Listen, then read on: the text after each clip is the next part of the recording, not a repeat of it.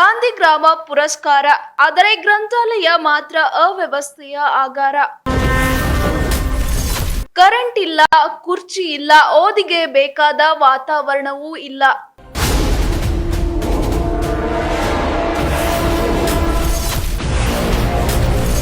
ಇದು ಕೇವಲ ಒಂದು ಗ್ರಂಥಾಲಯದ ಕಥೆಯಲ್ಲ, ಗ್ರಾಮೀಣ ಶಿಕ್ಷಣದ ನೈಜ ಚಿತ್ರಣ.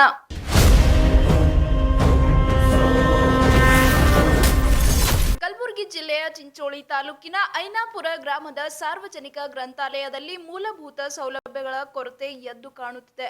ಓದುಗರಿಗೆ ಕೂರಲು ಕುರ್ಚಿಗಳಿಲ್ಲ, ಸಮರ್ಪಕ ಪುಸ್ತಕಗಳಿಲ್ಲ, ವಿದ್ಯುತ್ ವ್ಯವಸ್ಥೆಯೂ ಇಲ್ಲದ ಕಾರಣ ವಿದ್ಯಾರ್ಥಿಗಳು ಹಾಗೂ ಸಾರ್ವಜನಿಕರು ತೊಂದರೆ ಅನುಭವಿಸುತ್ತಿದ್ದಾರೆ. ಗಾಂಧಿ ಗ್ರಾಮ ಪುರಸ್ಕಾರ ಪಡೆದ ಗ್ರಾಮ ಪಂಚಾಯಿತಿ ವ್ಯಾಪ್ತಿಯಲ್ಲಿರುವ ಈ ಗ್ರಂಥಾಲಯದ ದುಸ್ಥಿತಿ ಸ್ಥಳೀಯರ ಅಸಮಾಧಾನಕ್ಕೆ ಕಾರಣವಾಗಿದೆ. ಗ್ರಂಥಾಲಯಕ್ಕೆ ಅಗತ್ಯ ಸೌಲಭ್ಯಗಳನ್ನು ಕಲ್ಪಿಸಿ ಓದುಗರಿಗೆ ಅನುಕೂಲಕರ ವಾತಾವರಣ ನಿರ್ಮಿಸಬೇಕೆಂದು ಗ್ರಾಮಸ್ಥರು ಜಿಲ್ಲಾಡಳಿತವನ್ನು ಆಗ್ರಹಿಸಿದ್ದಾರೆ. Bureau report, Harshavardhan V, Chimankatti, Chincholi. Gandhi ಗ್ರಾಮ ಪುರಸ್ಕಾರ ಪಡೆದಂತಹ ಪಂಚಾಯತ್ ವ್ಯಾಪ್ತಿಯ ಗ್ರಂಥಾಲಯ ಇಲ್ಲಿ ಸರಿಯಾಗಿ ಕೂಡಲು ಆಸನಗಳು ಕೂಡ ಇಲ್ಲ. ಸರ್ಕಾರಗಳು ಮತ್ತು ಪಂಚಾಯತ್ ರಾಜ್ ಇಲಾಖೆ ಲಕ್ಷಾಂತರ ರೂಪಾಯಿ ವ್ಯಯಿಸಿ ಏನು ಸಾರ್ವಜನಿಕರಿಗೆ, ಗ್ರಾಮಸ್ಥರಿಗೆ ಕುಳಿತುಕೊಂಡು ಓದಲು ಉತ್ತಮವಾದಂತಹ ಆಸನದ ವ್ಯವಸ್ಥೆ ಹಾಗೂ ಟೇಬಲ್ಗಳ ವ್ಯವಸ್ಥೆ, ಇನ್ನಿತರ ಪೀಠೋಪಕರಣಗಳ ವ್ಯವಸ್ಥೆಯನ್ನು ಮಾಡಬೇಕಾಗಿತ್ತು.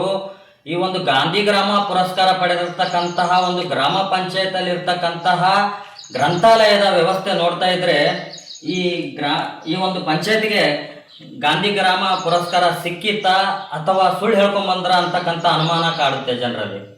ನಿಮ್ಮೂರ ಲೈಬ್ರರಿ ಬಗ್ಗೆ ಏನು ಕತೆ ಸರ್?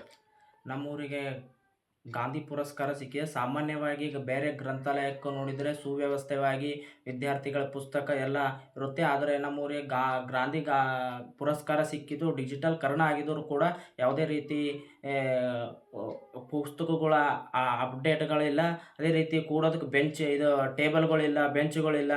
ಸಂಪೂರ್ಣ ಇದ್ರಾಗ ಏನಾಗ್ಯದ ಅಂದ್ರೆ ಅವ್ಯವಹಾರ ಆಗಿದೆ ಅಂತೇಳಿ ನಮ್ಗೆ ಅನುಮಾನಾಸ್ಪದ ಕಂಡು ಬರ್ತದೆ ಸರ್. ಹಲವು ಬಾರಿ PD ಅವ್ರಿಗೆ ಮೌಖಿಕವಾಗೂ ಹೇಳಿದ್ದೀವಿ ಮತ್ತು ಲೆಟ್ರ್ ಕೂಡ ಕೊಟ್ಟಿದ್ದೀವಿ. ಈ ಕುರಿತಾಗಿ ಜನಸ್ಪಂದನ ಕಾರ್ಯಕ್ರಮದಲ್ಲಿ ಕೂಡ CO ಅವರಿಗೆ, CO ಅವರಿಗೆ, EO ಅವರಿಗೆ, ಎಲ್ಲರಿಗೆ ಸಂಬಂಧಪಟ್ಟ MLA ಅವ್ರಿಗೆ ಕೂಡ ಅವ್ರ ಗಮನಕ್ಕೆ ನಾವು ತಂದಿದ್ದೀವಿ. ಲೆಟ್ರನ್ನು ಕೂಡ ಕೊಟ್ಟಿದ್ದರೂ ಕೂಡ ಯಾವುದೇ ರೀತಿ ಪ್ರಯೋಜನ ಆಗ್ತಿಲ್ಲ. ಈ ಭಾಗದ ವಿದ್ಯಾರ್ಥಿಗಳಿಗೆ ಭಾಳ ಏನಾಗ್ಯದಪ್ಪ ಅಂತಂದ್ರೆ ಮೋಸ ಆಗ್ತಿದೆ ಅನ್ನೋಕ್ಕಂಥದ್ದು ನಮಗೆ ಭಾಳ ದುಃಖ ಆಗ್ತಿದೆ. ನಿಮ್ಮ ಹೆಸರು? ಲಕ್ಷ್ಮೀ ಪಡ್ಶೆಟ್ಟಿ. ಲಕ್ಷ್ಮೀ ಪಡ್ಶೆಟ್ಟಿ ಅಂತ. ಎಷ್ಟು ವರ್ಷಗಳಿಂದ ನೀವು ಇಲ್ಲಿ ಮೇಲ್ವಿಚಾರಕರಾಗಿ ಕೆಲಸ ಮಾಡ್ತಾ ಇದ್ದೀರಿ ಅಂತ? 23 ವರ್ಷ. ಸಾಮಾನ್ಯ ಲೈಬ್ರರಿಯಲ್ಲಿ ಕೂಡ ಒಳ್ಳೆಯ ಸುಸಜ್ಜಿತವಾದಂಥ ಪೀಠೋಪಕರಣಗಳು, ಟೇಬಲ್ಗಳು, ಕುರ್ಚಿಗಳು, ಇನ್ನಿತರ ಸೌಲಭ್ಯಗಳು, ಕುಡಿಯೋ ನೀರಿನ ವ್ಯವಸ್ಥೆ ಎಲ್ಲ ಅದಾವೆ. ಬಟ್ ನಿಮ್ಮಲ್ಲಿ ಗಾಂಧಿ ಗ್ರಾಮ ಪುರಸ್ಕಾರ ಪಡೆದಿರ್ತಕ್ಕಂತಹ ಒಂದು ಗ್ರಾಮ ಪಂಚಾಯತ್ ಅಧೀನದಲ್ಲಿರ್ತಕ್ಕಂಥ ಗ್ರಂಥಾಲಯದಲ್ಲಿ ಯಾವುದೇ ಕನಿಷ್ಠ ಸೌಲಭ್ಯನೂ ಕೂಡ ಇಲ್ಲ, ಯಾವುದೇ ಆಸನಗಳಿಲ್ಲ, ಆಮೇಲೆ ಟೇಬಲ್ಗಳಿಲ್ಲ. ಯಾಕೆ ಮೇಡಮ್ ಈ ಥರ ಅಂತ? ಸರ್, ನಾವು ಪಂಚಾಯತ್ ಎಷ್ಟು ಸಾರಿ ಹೇಳಿದ್ರು ಅವ್ರು ಏನೋ ನಮ್ಗೆ ಸೌಲಭ್ಯ ಮಾಡ್ಕೊಟ್ಟಿದ್ರು. ಪಂಚಾಯತಿಗೆ ಈ ಕುರಿತು ನೀವು PD ಅವ್ರಿಗೆ ಮಾತಾಡಿರಿ? ಹಾಂ, ಹೇಳ್ತೇವೆ ಸರ್. PDOನು ಬಂದು ಹೋಗ್ಯಾರ ಒಂದ್ಸರಿ. ಹಾಂ, ಏನಂದ್ರಿ ಮೇಡಮ್? ಮಾಡ್ತೀವಿ ಅಂತ ಹೇಳಿ.